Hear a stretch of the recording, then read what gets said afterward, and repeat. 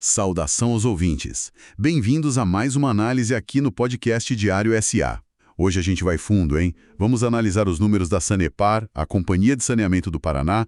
Saiu o balanço do terceiro trimestre de 2025, agora dia 6 de novembro. Isso aí.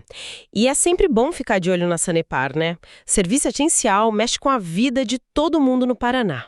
Com certeza.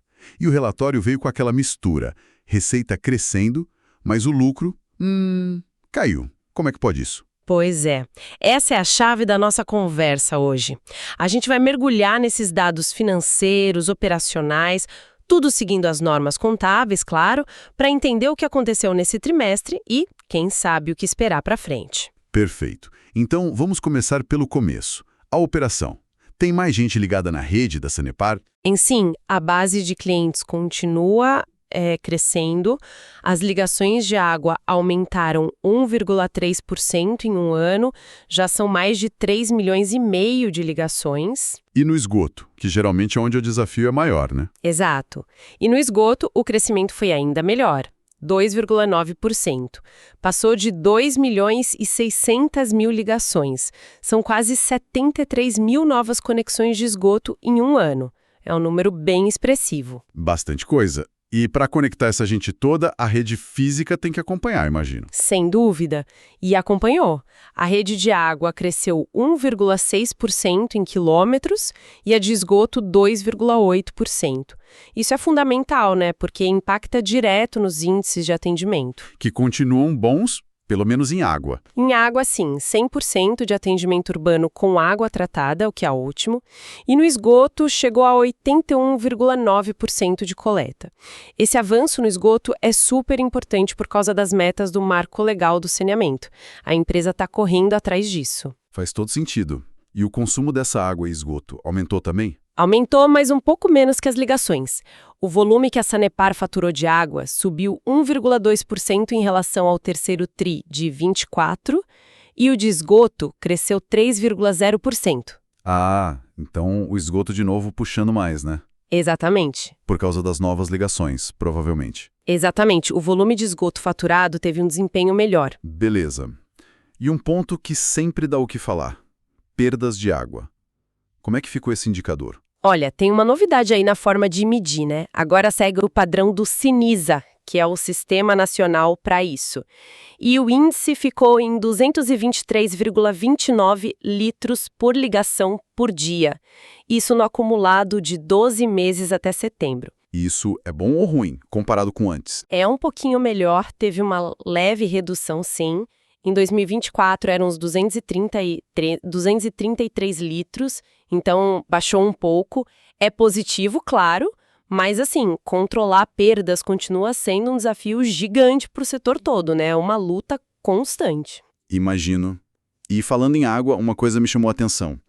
O nível dos reservatórios lá de Curitiba, o SAIC, estava em 83,6% em setembro. No fim de 2024 estava 100%. Isso é preocupante? Preocupante talvez seja forte, mas é um ponto de atenção.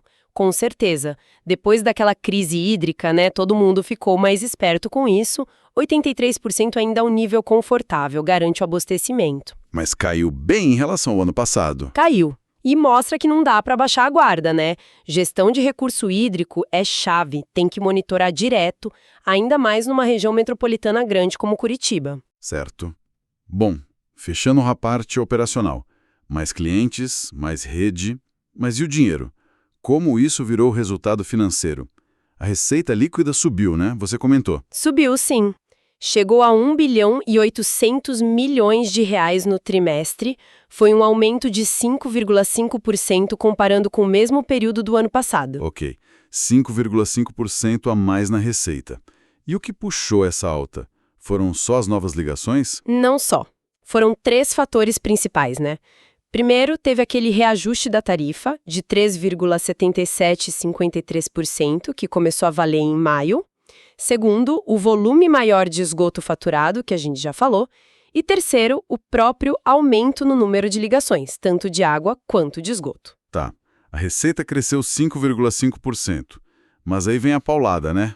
Os custos e despesas operacionais. O relatório diz que subiram 28,4%, é isso mesmo? Quase 30%? Exatamente. E aí que a conta não fecha nesse trimestre. Você tem a receita subindo num ritmo e os custos e despesas crescendo muito, muito mais rápido. 5 vezes mais, praticamente. Caramba! E onde foi que essa despesa explodiu desse jeito? Dá pra gente entender melhor? Dá sim. Tem, assim, pontos positivos e negativos aí dentro.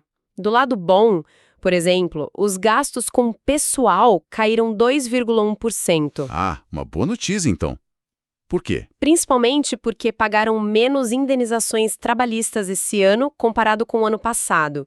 E também teve o efeito do PDV, o Plano de Demissão Voluntária, que deve ter dado uma enxugada na folha. Certo. Teve mais alguma ajuda nos custos? Teve. E importante, energia elétrica. Caiu 13,4%. Opa! Isso é bastante coisa? Como conseguiram? Foi o resultado da estratégia deles de migrar unidades consumidoras para o mercado livre de energia. Lá eles conseguem negociar preços melhores, né? Já tem mais de 80 unidades nesse esquema. Ajuda bastante na conta de luz, que é pesada para saneamento. Legal, então pessoal e energia deram uma aliviada. Mas mesmo assim o custo total disparou. O que puxou para cima então? Agora a gente chega nos pontos críticos. Primeiro, anota aí. Serviços de operação de esgoto via parceria público-privada, as famosas PPPs. Essa linha de custos subiu, pasme, 166,7%. 166%? Nossa, quase triplicou o custo de um ano para o outro. O que aconteceu? É que começaram a operar duas grandes PPPs de esgoto nesse período, uma na microrregião centro-leste e outra na oeste. Então, é um custo novo, né? Entrou com tudo agora no balanço. Entendi. É o custo do investimento começando a aparecer, então. Exato. A ideia é que essas PPPs acelerem a expansão da rede de esgoto, que é a meta do marco legal. Mas o impacto inicial no custo é esse aí, bem forte. É um investimento para o futuro, mas pesa agora. É um ponto para ficar de olho, então, se esse custo vai se manter alto. O que mais pesou? Além das PPPs, a linha de serviços de terceiros também subiu bastante, 16,9%. Aí entra um monte de coisa, desde manutenção, leitura até cobrança. Ok. E a inadimplência? Melhorou ou piorou? Ah, essa melhorou. E bastante. As perdas na realização de créditos, que é um nome técnico para PDD ou inadimplência, caíram 56,9%. Uau! Quase 60% de queda. Isso é ótimo, né? Excelente. O relatório diz que foi resultado de ações de negociação de débitos que eles fizeram. Ponto positivo para a gestão financeira. Beleza. Mas ainda falta explicar aquele aumento gigante nos custos totais. Teve a história das provisões também, né? Pareceu meio confuso no relatório. Sim, a linha de provisões para contingências teve uma variação percentual que assusta. Subiu 121,7%. Mas precisa ter cuidado ao olhar só esse número. Por quê? O que tem aí? É que a base de comparação, o terceiro trimestre de 2024, foi muito atípica. Naquele trimestre, essa linha foi positiva em 128 milhões de reais. Eles reverteram provisões antigas que não eram mais necessárias. Ah, entendi. Então, ano passado, entrou dinheiro nessa linha. E esse ano? Esse ano foi o contrário. Eles precisaram constituir novas provisões importantes. A principal foi uma provisão cível de 111,5 milhões de reais. Cível sobre o quê? A maior parte, 87,3 milhões, é para uma ação específica lá em Andirá, parece que de desapropriação antiga. E ainda tiveram outras provisões trabalhistas. Mesmo revertendo algumas outras menores, o saldo final dessa linha de provisões no 3T25 foi negativo em 28 milhões. Ah, tá. Então, comparar um ano que reverteu 128 milhões com um ano que provisionou 28 milhões, dá essa diferença enorme no percentual. Faz sentido. Exatamente.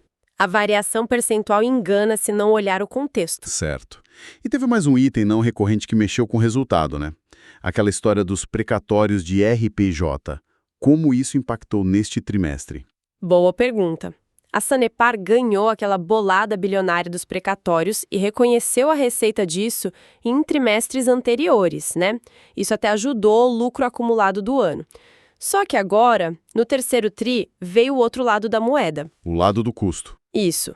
Eles tiveram que registrar uma provisão passivo regulatório de 146 milhões. Provisão passivo regulatório. O que significa isso? Basicamente, é o dinheiro que a Sanepar vai ter que devolver para os consumidores de alguma forma por determinação da AGEPAR, que é a agência reguladora lá do Paraná. Devolver o dinheiro do precatório. Não exatamente devolver na conta, mas usar para reduzir tarifas futuras ou evitar aumentos maiores.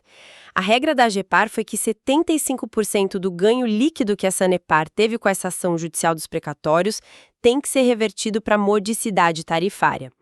Então, essa provisão de 146 milhões já é o reconhecimento dessa obrigação. Entendi. Então, parte daquele ganho extraordinário já está sendo carimbada para voltar para o consumidor via tarifa, no futuro. Que complexo. Bem complexo. É um efeito importante para entender o resultado. Com tudo isso na mesa. Receita subindo pouco, custos explodindo com PPPs, serviços e mais essas provisões todas. Como ficou o resultado final, a última linha? O resultado sentiu o baque, né? O resultado operacional caiu 35% em relação ao ano passado e o EBITDA... Que é aquela medida da geração de caixa operacional. Isso, o lucro antes de juros, impostos, depreciação e amortização.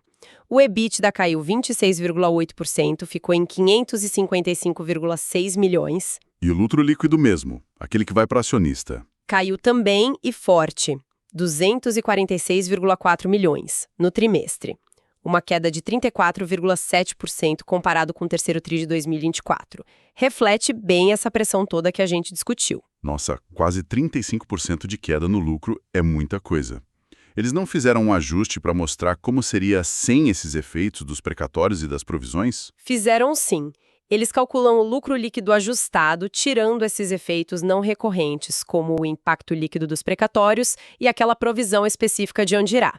Aí o lucro ajustado ficou em 261,6 milhões. E comparando esse ajustado com o ajustado do ano passado? A queda ainda existe, mas é bem menor. Fica na casa dos 7%. Isso mostra duas coisas. Primeiro, que os efeitos não recorrentes tiveram um peso grande no resultado contável. Segundo, que mesmo sem eles, a operação em si sentiu a pressão dos custos que são mais recorrentes, como as PPPs e serviços. Entendi. E as margens, claro, devem ter ido lá para baixo. Exatamente. Foram espremidas. A margem EBITDA, que era 44,4% no 3T24, caiu para 30,8% agora. E a margem líquida foi de 22,1% para 13,7%. Foram bem pressionadas mesmo. Foi o ponto fraco do balanço, sem dúvida. Bom, saindo um pouco do resultado e olhando para o futuro. Investimentos. Com essa pressão toda no lucro, a Sanepar tirou o pé do acelerador. Que nada. Pelo contrário. Investiu pesado, 765,1 milhões de reais só no terceiro trimestre.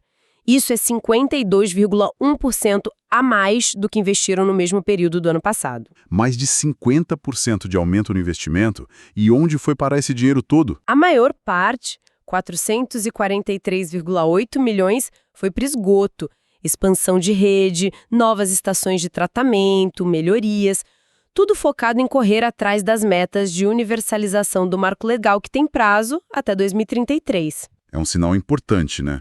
Mesmo com o lucro caindo, continuar investindo forte, principalmente em esgoto. Com certeza, mostra um compromisso de longo prazo com a expansão. E a dívida da empresa, com tanto investimento e o lucro menor, complicou a situação?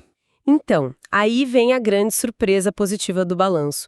Por causa daqueles precatórios que entraram no caixa, a dívida líquida da Sanepar despencou. Despencou quanto? Fechou setembro em 1,37 bilhão.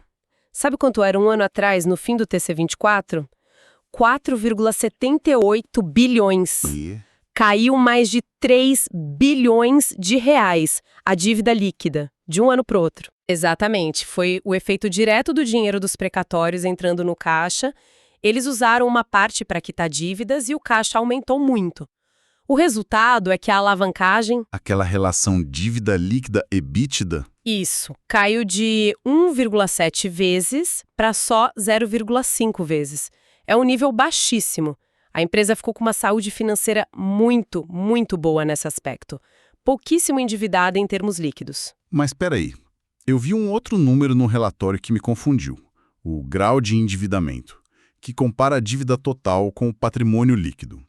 Esse indicador subiu um pouco, de 47,6% para 53,7%. Como pode? A dívida líquida cai tanto e esse outro indicador de endividamento sobe. Ah, excelente observação. É aí que a gente vê como é importante analisar diferentes métricas, né? Não é contraditório, tem uma explicação. Qual é? O grau de endividamento usa a dívida bruta, não a líquida, e ele compara com o patrimônio líquido. O que aconteceu foi, a dívida bruta não caiu tanto quanto a líquida, porque o caixa aumentou muito, e o passivo total da empresa aumentou. Lembra daquela provisão do passivo regulatório de 146 milhões dos precatórios? Lembro. Ela entra no passivo. Como esse aumento no passivo total foi maior, proporcionalmente, do que o aumento do patrimônio líquido no período, a relação dívida total-patrimônio líquido subiu um pouquinho, mesmo a empresa tendo muito mais caixa e devendo bem menos em termos líquidos. Entendeu a diferença? Ah, agora sim. Entendi. É o efeito daquela provisão aumentando o passivo total na conta. Faz sentido. Que detalhe importante. Muito importante para não tirar conclusões erradas olhando só um indicador. Beleza. Vamos falar um pouquinho de regulação agora? Teve a revisão da tarifa esse ano, né? Teve sim. Foi a terceira revisão tarifária periódica, a RTP. A AGEPAR definiu e começou a valer em maio. O reajuste médio final foi de 3,75%. Isso levou a tarifa média que a Sanepar pode cobrar para R$ 6,83 por metro cúbico e vale para o ciclo de 2025 até 2028. E essa revisão é que define quanto a empresa pode ganhar para cobrir os custos e os investimentos, certo? Exatamente. É um processo super importante para o equilíbrio econômico-financeiro da companhia nos próximos anos. E teve também a definição da nova tarifa social, né? Como ficou isso? Isso, outra decisão importante da AGEPAR, criaram uma nova tarifa social de água e esgoto. Quem se enquadrar vai ter 50% de desconto na primeira faixa de consumo, que é até 15 metros cúbicos por mês. E quem paga a conta desse desconto? Aí entra o subsídio cruzado. Para compensar essa redução para a tarifa social e manter a tarifa média geral naqueles 6,83, as outras categorias de tarifa, residencial normal, comercial, industrial, vão ter um acréscimo de 2,717%. Ah, então quem não é tarifa social vai pagar um pouquinho a mais para bancar o desconto dos outros. Basicamente é isso. A ideia é que na receita total da Sanepar, o efeito seja neutro, mas é algo para a gente observar quando começar a valer, né? Ver se não mude o comportamento de consumo, algo assim. A implementação deve ser em breve. Entendi. E para quem investe na Sanepar, na Bolsa, SAPRE 3, SAPRE 4, SAPRE 11. Alguma novidade relevante? Bom, o controle continua sendo do governo do estado do Paraná, isso não mudou. O valor do patrimônio por ação deu uma subidinha, está em 7,96, e a empresa anunciou juros sobre capital próprio, JCP. Opa, dinheiro pro acionista. Quanto? Anunciaram 420 milhões e 4 mil reais referentes ao resultado do primeiro semestre de 2025. O pagamento mesmo deve ser só em 2026, como é de costume. E a política de dividendos, como fica? Com a empresa cheia de caixa, por causa dos precatórios, será que vão distribuir mais para os acionistas? Olha, a política oficial da Sanepar diz que eles distribuem no mínimo 25% do lucro líquido, mas podem chegar até 50%.